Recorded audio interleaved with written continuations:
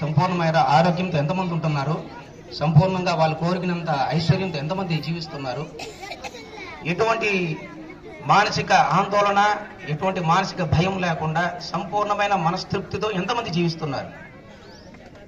అంటే ఇప్పుడు మనకి ఇటువంటివన్నీ ప్రతిదీ కావాలంటే మనం ముఖ్యంగా తెలుసుకోవాల్సినటువంటి ఏంటంటే మనం ఏ విధంగా జీవించాలి అంటే మన పూర్వీకులు అగస్త్య మహర్షి గారి దగ్గర నుంచి ఇప్పుడుదా ఆదిశంకరాచార్య గారి దగ్గర నుంచి ప్రతి ఒక్కరు కూడా సరే మనకు చెప్పింది ఏంటంటే ఒక మనిషి జన్మించిన తర్వాత జననము, యుక్త వయసు, వివాహము, సాంసారిక జీవితము, వృద్ధాప్యం, ప్రతి ఒక్కటి కూడా ఏ విధంగా జీవించాలి, మనం ఏ మార్గంలో నడవాలి, ఏ విధమైన మార్గంలో నడవకూడదు, ఏ విధమైన మార్గంలో మనం నడిస్తే మీ యొక్క జీవితానికి అర్థం ఉంటుంది అనేది కొన్ని వేల సంవత్సరాలుగా రీసెర్చ్ చేసి మనకి అందించిన సైంటిస్టులే మన మహర్షులు. అంటే ఇప్పుడు మనం ఏ విధంగా అయితే జీవిస్తామో మన జీవన విధానం అంటే ఏమిటో ప్రతి ఒక్కటి ఇలానే జీవించాలి, ఇలానే జీవించే ఒక ఇంటి ముందర ముగ్గు వేసే దగ్గర నుంచి స్వామిని ప్రార్థించేసి స్వామిని చేరుకునే వరకు ప్రతి ఒక్కటి కూడా క్షుణ్ణంగా మన కోసం మన పూర్వీకులు చెప్పబడింది. అంటే మరి ఆ ఏ విధంగా అయితే జీవించాలో ఆ జీవన విధానము, అటువంటి మనం జీవితం విధానాన్ని తెలుసుకొని మన జీవితానికి ఒక అర్థం ఉండేలా, అర్థం లేని జీవితం బతకకుండా ప్రతి ఒక్కరు జన్మించిన జన్మకి ఖచ్చితంగా అర్థం ఉండాలి. అటువంటి అర్థంతో జీవన విధానాన్ని ప్రతి ఒక్కరు సాగించే విధానం ఎటువంటిదో చెప్పేదే హైందవ ధర్మం. అంటే మనం ఏ విధంగా జీవనాన్ని సాగించాలో చెప్పేదే హైందవ ధర్మం.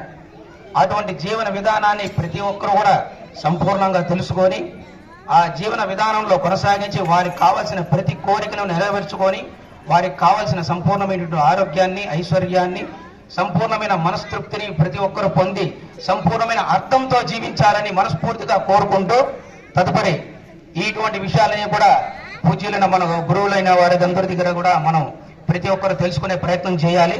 అటువంటి ప్రయత్నం అందరూ చేసి మన హైందవ ధర్మాన్ని కాపాడతారని మనస్ఫూర్తిగా ప్రార్థిస్తున్నాను. అలాగే ఒక చిన్న విషయం ఏంటంటే ఇక్కడ చిన్న పిల్లల దగ్గర నుంచి నెక్స్ట్ మీరు ఈ చిన్న పిల్లలే నెక్స్ట్ ఫ్యూచర్లో మనకి ఈ ధర్మాన్ని కానీ మన ప్రకృతిని కానీ కాపాడాలి.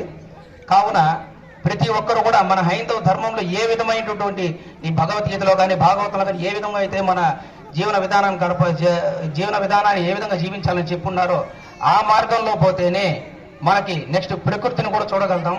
ఇప్పటికే చాలా వరకు మనం ప్రకృతిని నష్టపోయాము.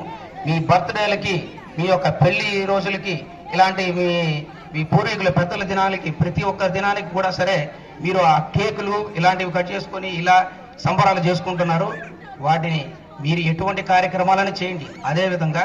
కానీ ప్రతి ఒక్కరి జన్మదినం రోజు ఖచ్చితంగా కనీసం ఒక 2 చెట్లు మీరు మీ స్థానంలో కానీ ఇతర స్థానంలో కానీ మీరు ప్రతి ఒక్కరు కూడా మీరు ప్రతి పుట్టినరోజు నాడు ఒక చెట్టుని ప్రతి ఒక్కరు మీ యొక్క స్వచ్ఛమైన గాలి కోసం మీరే ముందు గడివేయాలి.